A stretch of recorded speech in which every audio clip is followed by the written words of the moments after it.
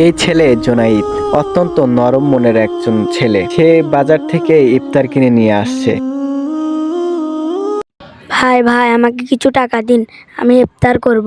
আরে ভাই আমার সময় নেই, যাও তো। ভাই আমি সারাদিন রোজা আছিলাম, আমার কাছে ইফতার করার মতো টাকা নেই। আপনি যদি টাকা দিতেন তাহলে আমি ইফতার করতাম। ভাইয়া আপনাকে ওই মাস্টার ধাক্কা দিল কেন?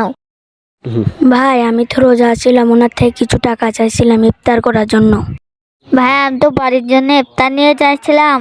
যেহেতু আপনি রোজা আছেন, আপনি এটা রাখেন, এটা দিয়ে ইফতার করিয়েন। আচ্ছা ভাই ঠিক আছে, আপনি আমাকে খুব উপকার করলেন।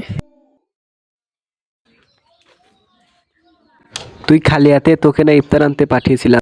ভাইয়া আমি তো একজনকে ইফতার দান করে দিয়েছি।